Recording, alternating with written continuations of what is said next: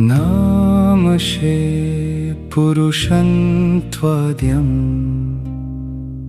ईश्वरं प्रकृतेः परम् अलक्ष्यं सर्वभूतानाम्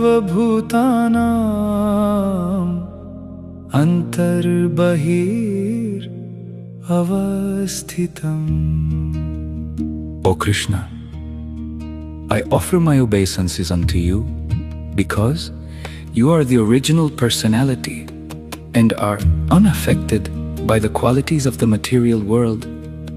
You are existing both within and without everything, yet you are invisible to all. हे कृष्ण, मैं आपको प्रणाम करती हूँ क्योंकि आप मूल स्वरूप हैं और भौतिक संसार के गुणों से अप्रभावित हैं. आप हर चीज के भीतर और बाहर विद्यमान हैं, फिर भी आप सभी के लिए अदृश्य हैं. तथा परमहंसानां मुनीनां अमलात्मनां भक्ति योग विधानार्थं कथं पश्येमहि स्त्रियः.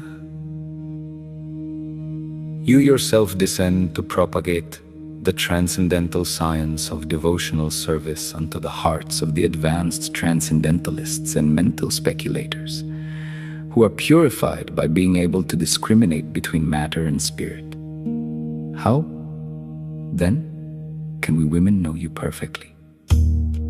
आप स्वयं अवतरित होकर उन्नत आध्यात्मिक ज्ञानियों और चिंतनशील व्यक्तियों के हृदयों में भक्ति सेवा के दिव्य विज्ञान का प्रसार करते हैं, जो पदार्थ और आत्मा के बीच भेद करने में सक्षम होकर शुद्ध हो चुके हैं. तो फिर हम स्त्रियां आपको पूर्णतः कैसे जान सकती हैं? कृष्णाय वासुदेवाय देवकी नंदनाय च नंदगोप कुमाराय गोविंदाय नमो नमः. Let me therefore offer my respectful obeisances unto the Lord, who has become the son of Vasudeva, the pleasure of Devaki, the boy of Nanda, and the other cowherd men of Vrindavana, and the enlivener of the cows and the senses. मैं भगवान को सादर प्रणाम करता हूँ, जो वासुदेव के पुत्र, देवकी के प्रिय, नंदा और वृंदावन के अन्य ग्वालों के बालक और गायों तथा इंद्रियों को जीवंत करने वाले बने हैं. नमः पंकजनाभाय नमः पंकजमालिने नमः पंकजनेत्राय नमस्ते पंकजांग्राय. My respectful obeisances are unto you, O Lord, whose abdomen is marked with a depression like a lotus flower, who are always decorated with garlands of lotus flowers, whose glance is as cool as the lotus, and whose feet are engraved with lotuses.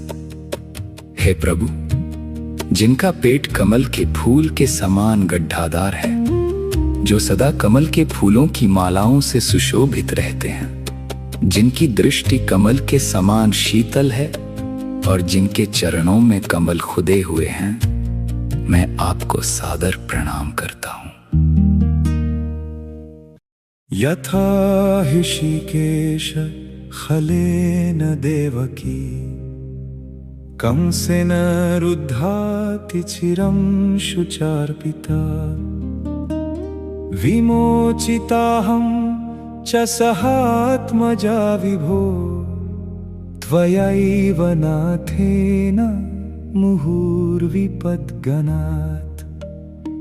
O Hrishikesha, master of the senses and lord of lords, you have released your mother, Devaki, who was long imprisoned and distressed by the envious King Kansa and me and my children from a series of constant dangers.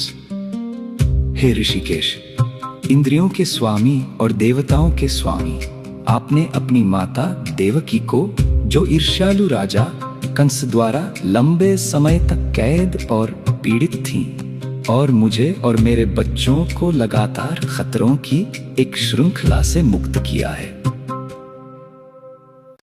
जन्मैश्वर्य श्रुतश्रीभिर् इधमानमदः पुमान् नैवार्हति अभिधातुं वै त्वां किंचन गुकरम्। My lord, your lordship can easily be approached, but only by those who are materially exhausted. One who is on the path of material progress, trying to improve himself with respectable parentage, great opulence, high education, and bodily beauty, cannot approach you with sincere feeling. हे प्रभु, आपके पास आसानी से पहुंचा जा सकता है, लेकिन केवल उन्हीं के लिए जो भौतिक रूप से पूरी तरह से क्षीण हो चुके हैं। जो व्यक्ति भौतिक उन्नति के मार्ग पर है, प्रतिष्ठित वंश, अपार धन दौलत, उच्च शिक्षा और शारीरिक सुंदरता के बल पर स्वयं को बेहतर बनाने का प्रयास कर रहा है, वो सच्चे भाव से आपके पास नहीं आ सकता। शृण्वन्ति गायन्ति गृह्णन्ति अभीक्ष्णशः स्मरन्ति नन्दन्ति तवेहितं जना तैव पश्यन्ति अचिरेण तावकम् भवप्रवाहो परमं पदाम्बुजम्। O Krishna, those who continuously hear, chant, and repeat your transcendental activities or take pleasure in others doing so, certainly see your lotus feet, which alone can stop the repetition of birth and death.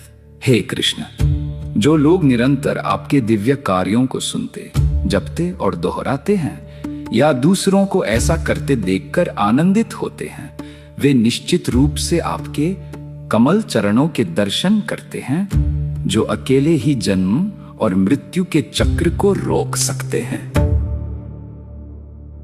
अथ विश्वेश विश्वात्मन् विश्वमूर्ते स्वकेषु मे स्नेहपाशमिमं छिन्धि दृढं पाण्डुषु वृष्णिषु। O Lord of the universe, Soul of the universe, O personality of the form of the universe, please therefore sever my tie of affection for my kinsmen, the Pandavas and the Vrishnis.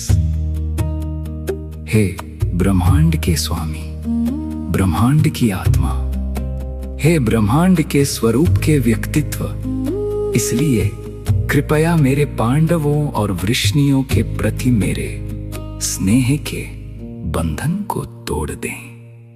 त्वयि मेनन्य विषया मतिर्मधुपते सकृत् रातिमुद्वहता दग्धा Gange वोहम उदन्वती। O Lord of Madhu, as the Ganges forever flows to the sea without hindrance, let my attraction be constantly drawn unto you without being diverted to anyone else. हे मधु के स्वामी, जिस प्रकार गंगा नदी बिना किसी अवरोध के सदा समुद्र में बहती रहती है, उसी प्रकार मेरा आकर्षण भी निरंतर आपकी ओर बना रहे और किसी और की ओर विचलित न हो।